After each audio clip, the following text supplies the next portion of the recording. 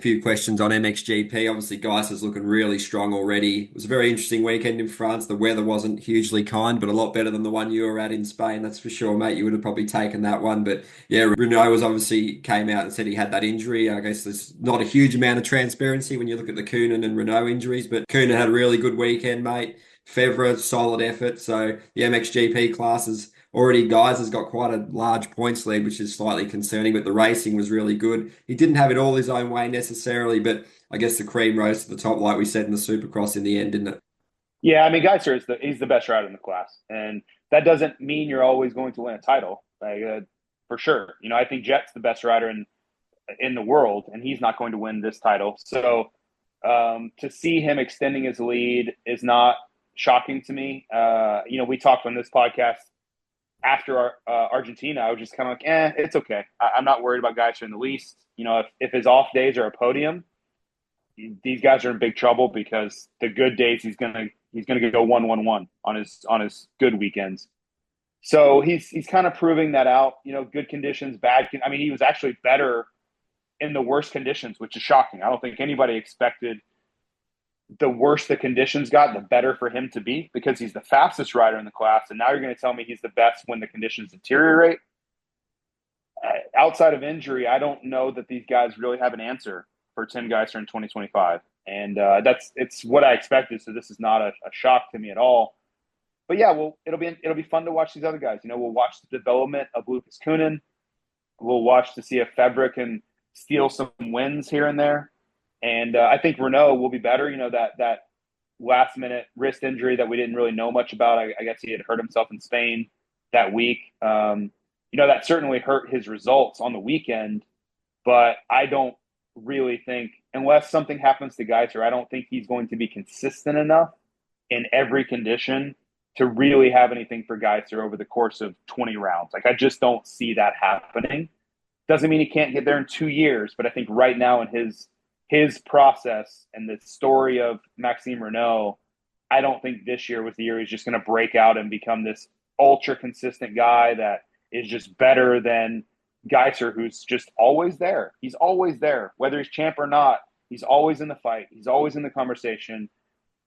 Doesn't matter if it's Hurlings or Fevre or Cairoli or Prado or Jet Lawrence and Motocross the Nations. He's just always there. So yeah, these guys are just up against a serious force of nature when it comes to Geiser. Yeah, he's been seen and done it all. He's such a, asset to the series and he's just a weapon as well, grinds down. He's obviously got everything dialed. He's so comfortable with the team environment. He's just so hard to beat and he might be getting a few tests. Hurlings will be coming back at the next round. He obviously is racing the Dutch Masters this weekend. So that'll be really cool to see him back and get to a point where he's challenging, mate. But just great for the series and worldwide motocross because everyone loves Hurlings, don't they? And that Riola track, you've been there, mate. Just tell us a little bit about that too for the next round. Not this week and the one after. It's brutal, isn't it?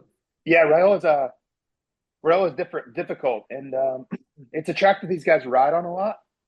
So they definitely have experience with it. Febvre basically parks his motorhome in the parking lot at Riola and rides every single day for months on end. So they're very familiar with it, which it seems weird because it's so far away from where everybody lives, and it's on this very remote island in a very remote part of the island itself. But it's somewhere these guys all have done a million laps. I don't think it's going to be necessarily the race that's going to be like, okay, well, this is what we're going to see the rest of the series, because guys like Valanderen and some of those guys will have really good results. Doesn't mean they're going to be serious factors in the championship, but this is a type of race where you can have that different type of result. And I think if you're Geiser, you kind of just look at it and say, okay, this is the weekend where I take what's in front of me. If it's a podium, cool. If I go 5-4, cool. If I can win, that's also cool. What I can't do is go crash 12. Like you can't do something stupid. He's going to have so many good weekends. He's already put himself in such an advantageous position that he's able to just take it as it comes. And he's such a good rider. He's going to work his way near the front. I just think he is acutely aware of weekends like this where you just be resourceful, you be opportunistic, and if it doesn't pan out perfectly, you don't let that manifest itself into some sort of really bad weekend. You just, okay, if somebody goes past you, don't freak out and ride over your head trying to beat them and crash or do something silly. You just say, okay, where's he a little faster? Let me see if I can stay with him. If I can't, that's okay too. I lost I lost 8 points on the championship this weekend. Guess what? I'm going to make up 17 next weekend over the course of 3 races, and over 2 weeks I'm going to be +9. Like I think he that's the kind of series it's going to be for him. A weekend like this could be one step back, but over the course of the month it'll be 7 steps forward, just because he's going to win a lot. Yeah, it's great insights. Big picture for him for sure, mate. You look at that track and you're probably going to see, your Valandrins, Koldenhoff, Fevre, Bogers. Hopefully Yargo can Yep. just keep working and getting better. Jonas, Hurlings, Coonen's great sand rider too. So should be interesting. Just, I guess, for a comparison, mate, how do you see all those sand tracks? Obviously, they have their own unique beast. Obviously, Lommel's Lommel. Riola's very brutal. It usually comes with quite hot conditions. Learop's not on the calendar, but they did that pre-season race. And talking to young Aussie Liam Owens, who's racing EMX 250, that's just completely savage as well. And then you obviously got Arnhem, which is like more harder base, square edge bumps developed, quite challenging in its own way, very tight. Trees quite close by, fans really there. So, just your take on some of them, mate. And there's just different ways to success on all of them, isn't there? Yeah, they're all different. You look at them and say, "Oh, that's a sand track." Well, yes and no. Riola to me is very similar to what I grew up riding on in sand. It's similar to like Florida sand, and it's probably because it's so near the beach that it has that similarity. Just the texture of it, the coarseness of it, the depth of it. It's very similar to Florida sand. So when I like walk the track, I can picture exactly how I would want to attack it. Now I could never ride it as good as these guys do, but I would feel comfortable and understand what to do with the racetrack, what it likes, what it's not going to let you do, things like that. Then you think about the Dutch tracks, Arnhem specifically. I think Valkenswaard was another one that was similar, really fast, choppy sand, completely different style of racing. It wasn't the slow rolling sand bumps that some of these other tracks are. Like Wamo is kind of that way. It's fast and to me sketchy. Like you have to put press, you have to push the envelope all the time, really high speed. I don't think it looks like a lot of fun at all to have to push the envelope going that fast.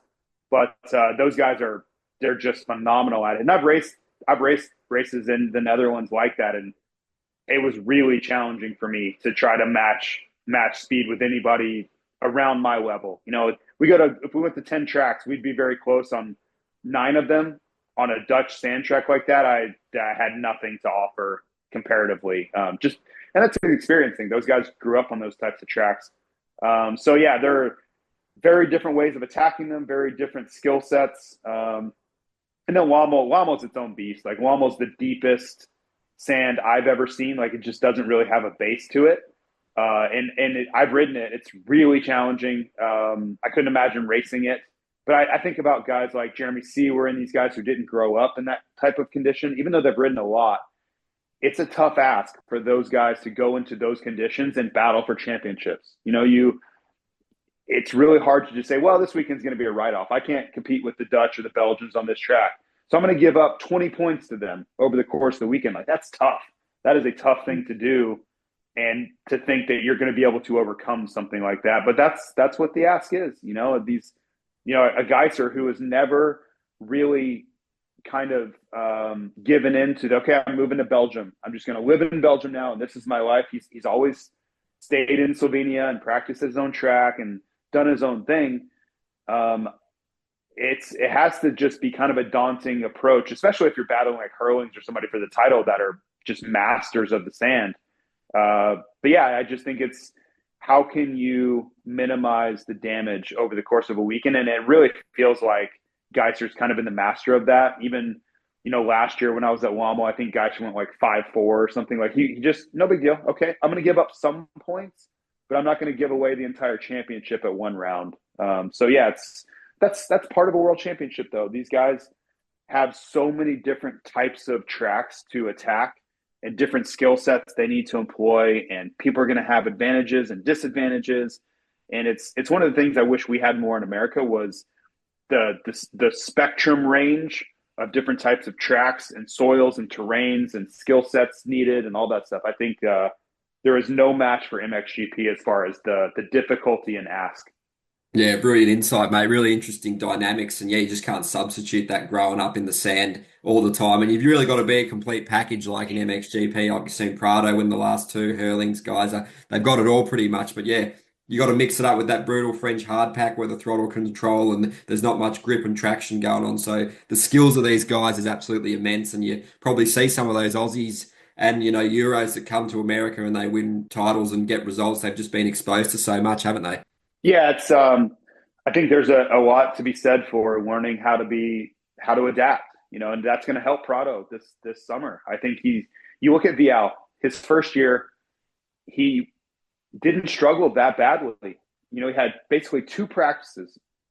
I don't know, 25 minutes total of practice time, and he was competitive right away. Now, did he win the title? No, but he was there, like he was in the fight, and I think a lot of that comes from having to be able to adapt to any condition really quickly. Like your skill set is really broad, and I think that'll help Prado. Like he'll be able to figure things out really quickly because he's always had to. You look at the progression he made, and he was able to fight with guys in the sand. I know he moved to Belgium when he was like 13, but still, like he is, to me, his real talent is in harder pack tracks, ruddy, tacky stuff. Like that's where he really shines.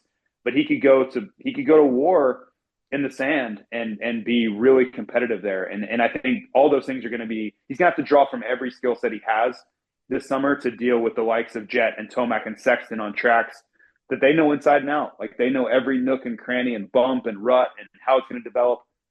He's going to have to rely on his experience and all the things he's learned winning those championships in MX2 and in MXGP on the fly to be able to deal with the lack of experience he has against these guys on these tracks.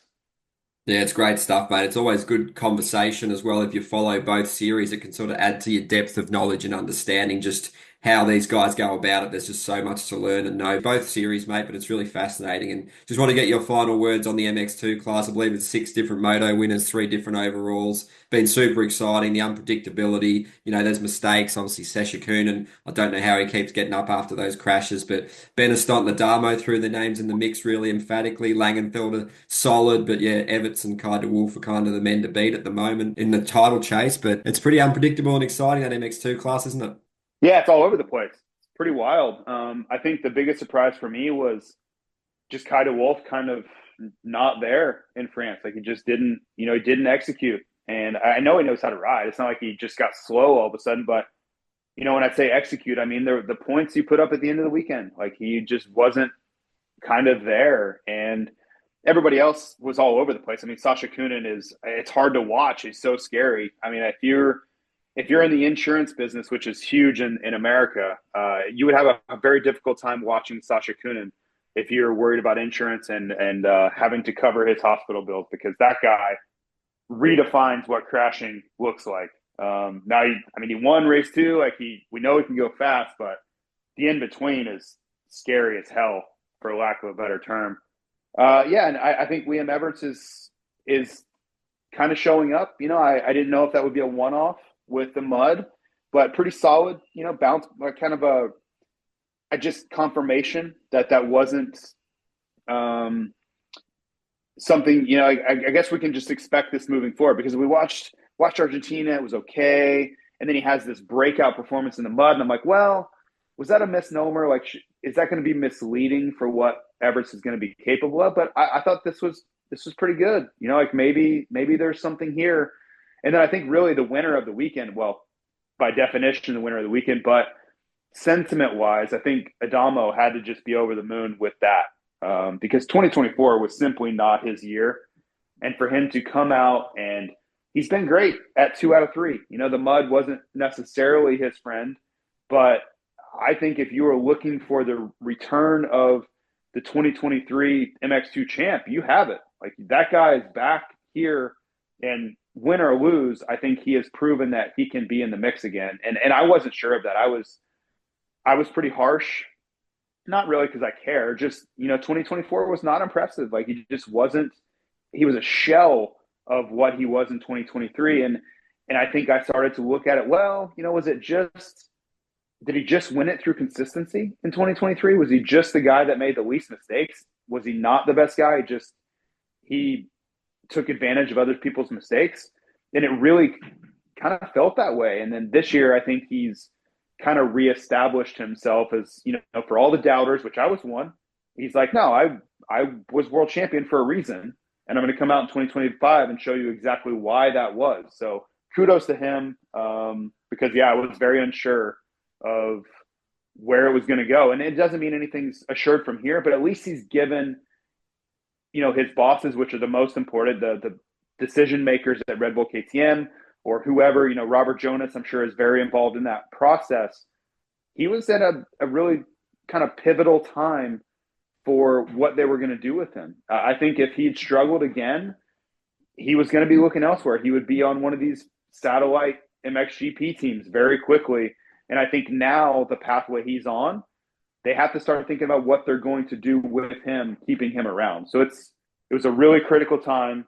The development process for these riders, if you don't show up and prove yourself, not that you're not going to continue racing, but if you want to stay on factory equipment, and especially moving up to MXGP, you have to excel. You have to. There is no middle ground for that process, and I think he's doing just that.